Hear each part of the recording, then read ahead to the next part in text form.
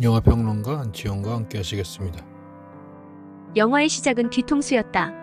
극중 경위로 분한 이진욱이 옆으로 드러누워 까치집을 한 채 침대 위에서 자는 뒷모습. 왜 뒤통수가 시작이었을까?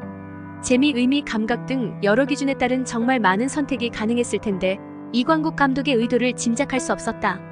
정치하고 일관되게 밀고 가 높은 완성도를 보인 영상에 비해 스토리가 살짝 성겨서 약간 아쉬웠다. 영상과 고현정만으로도 뒤통수의 앞쪽을 보지 못한 아쉬움을 어느 정도는 달랠 수 있었던 게 기대치 않은 소득이었다고 할까.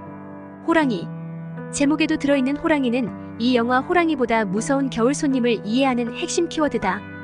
동물원에서 호랑이가 탈출한 어느 겨울날 여자친구 현지 집에 얹혀 살던 이진욱이 분한 경위는 여자친구의 부모님이 올라온다는 말에 아침을 먹는 둥 마는 둥 짐을 간단하게 챙겨 집을 나선다.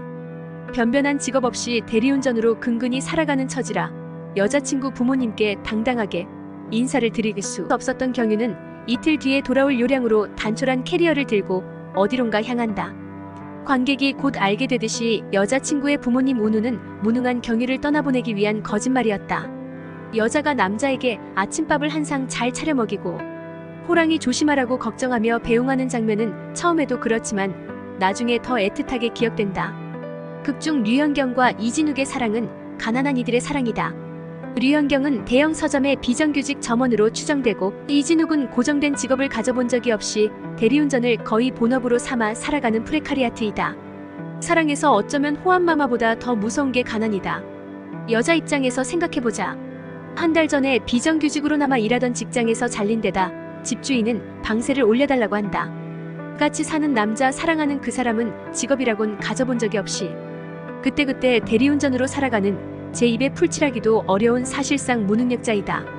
의사를 가야 할 텐데 제 한 몸 건사하기 힘든 처지에서 그것도 방을 줄여가야 하는 처지에서 남자라는 이삿짐을 가져가는 게 가당한 일이었을까? 결정적으로 그 남자에겐 희망이 없다. 남자 입장에서도 물론 희망이 없다. 소설가로 살아가는 게 그에게 가장 희망적인 시나리오였겠지만 남자에게 그런 시나리오는 주어지지 않았다. 주변화한 인생으로 자존감을 버려야 생존 가능한 자신이 어려서 모색한 삶과는 다른 삶이 주어졌다. 영화 속에서 경유에겐 두 개의 사랑이 주어진다. 야반도주하듯 여자친구가 방을 빼 사라지면서 가난한 사랑이 페이드아웃하고 허무한 사랑이 페이드인한다. 한때 사랑한 사람들의 재회만큼 심란한 소재가 없다. 그 소재는 친숙한 것이기도 하다. 누구에게나 일어나지만 결말은 조금씩 다르다. 경유에게 고현정이 분한 유정과 재회는 이별, 그것도 버림받은 이별의 깊은 상처가 미처 아물지 못한 상황에서 일어난 일이어서 그저 잔잔한 인수인계처럼 사무적으로 진행된다. 소라게가 집을 바꾸듯 캐리어는 옛 애인의 집에서 더 옛 애인의 집으로 옮겨진다. 경유는 여전히 여자에게 얹혀 산다. 영화에서 설명하기 전은 모르겠지만 영화에서 보여주는 것으로는 옛 애인에게나 더 옛 애인에게나 성적으로 무능하기까지 하다. 아주 미미한 자존심만으로도 그렇게 비참한 이전을 선택하지는 않으련만 그나마 얹혀 살 수 있는 친구 서현우마저 결혼 때문에 경유를 받아줄 수 없는 형편이다. 아무튼 소라게에겐 연약하고 부드러운 배를 감싸줄 빈 고동 같은 게 필요하다. 사랑이든 집이든. 페이드아웃에 여전히 힘들어하지만 페이드인이 생각만큼 위로가 되지는 않는다. 유정은 경유가 되고 싶었지만 되지 못한 소설가가 되어 있다. 그런 까닭에 경유는 유정에게 이중으로 열등감을 느낀다. 그나마 페이드인이 사랑이 아닌 의도였다는 의심을 품게 되면서 화가 난 이소라게는 소라껍질 없이 연약한 배를 땅에 질질 끌고 다니면서 세상과 맞서게 된다. 맞선다는 표현은 과하고 세상을 표류한다. 이제 호랑이 얘기를 해보자. 경유의 두 여자가 모두 호랑이 조심해라고 말한다. 영화는 호랑이의 동물원 탈출로 시작해 나중에 호랑이를 희화적으로 동시에 과장되게 대면하는 장면으로 끝을 맺는다. 소설가가 되고 싶었지만 그 꿈을 이루지 못하고 프레카리아트로 살아가는 한 남자. 옛 애인에게 버림받고 더 옛 애인에겐 정확하지 않지만 이용당한 이 남자에게 호랑이는 무엇일까? 이광국 감독의 얘기를 옮겨보자. 어느 여름날 여름 손님은 호랑이보다 무섭다 라는 관용구를 들었을 때 많은 이야기가 숨어있을 것 같다는 생각과 함께 영화의 제목이 될 수 있을 것 같다는 생각이 들었습니다. 동시에 어쩌면 우리는 서로에게 무서운 손님일 수밖에 없지 않을까 하는 생각도 들었습니다.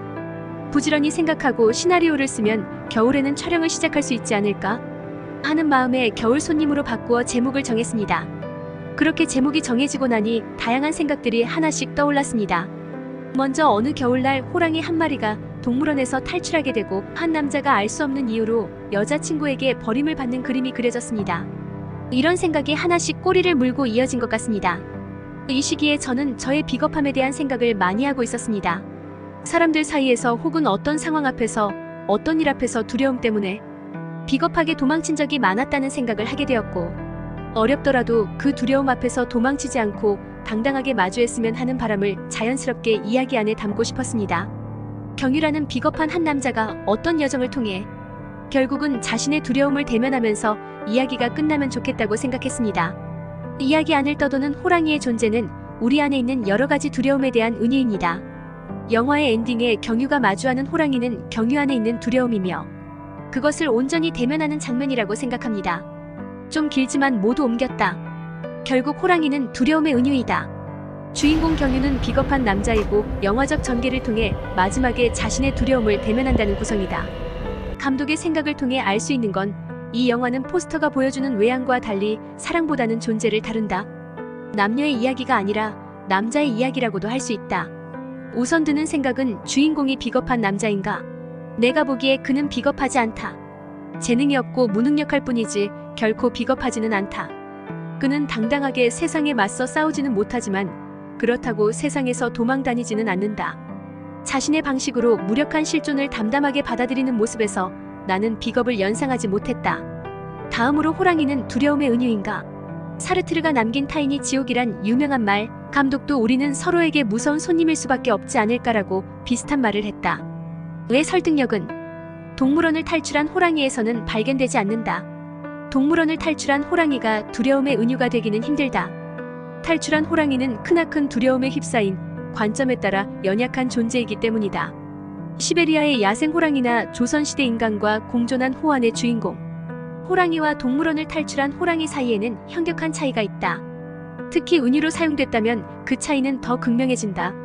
동물원을 탈출한 호랑이는 시베리아 야생 호랑이와 달리 호랑이에게 응당 주어졌어야 할 삶을 살지 못하고 동물원에서 강박적으로 살아가다가 우연찮게 의지에 의해서가 아니라 주어진 여건에 의해 탈출하게 됐을 때 조선시대가 아닌 현대의 문명사회에서 두려움과 불안에 떨다가 결국 사살당할 운명에 직면한 존재이다.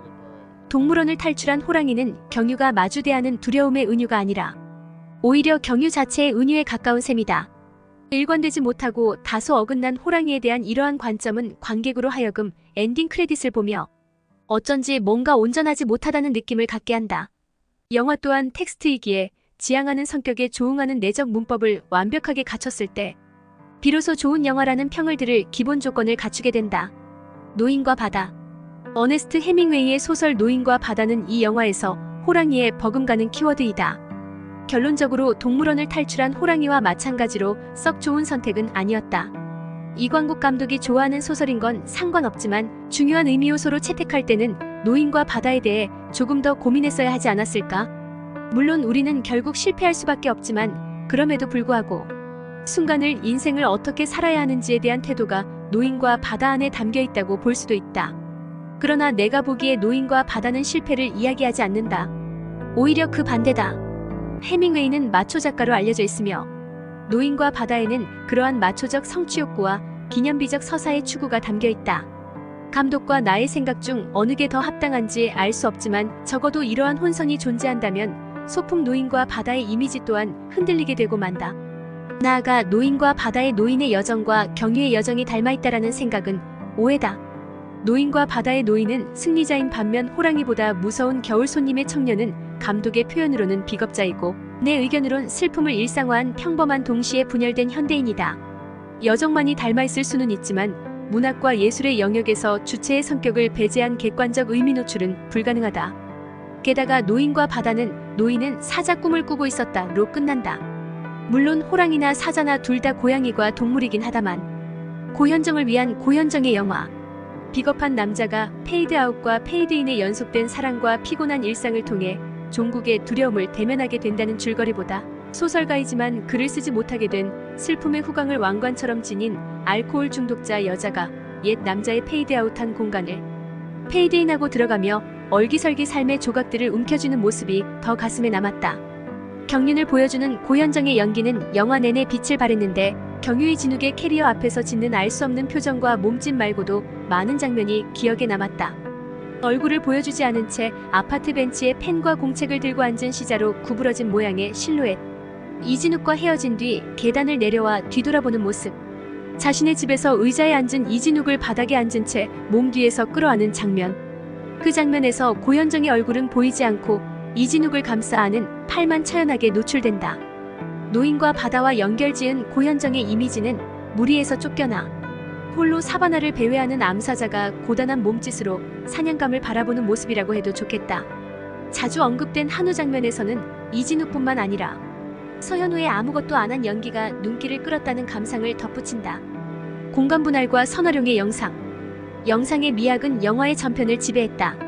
화면에서 일관되게 공간의 분할과 선의 균형적 배치가 목격됐고 분할된 공간과 배치된 선에 조응한 인물의 포지셔닝이 이어졌으며 카메라는 너무 다가서지 않았으며 적당한 시간만큼 화면을 지탱해줬다.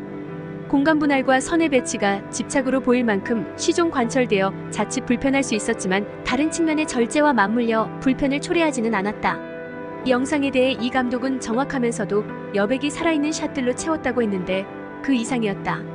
공간 분할과 선의 활용은 경기에서 우왕좌왕하는 등장인물의 심리를 비대사적으로 묘사하는 데 효과적이었다.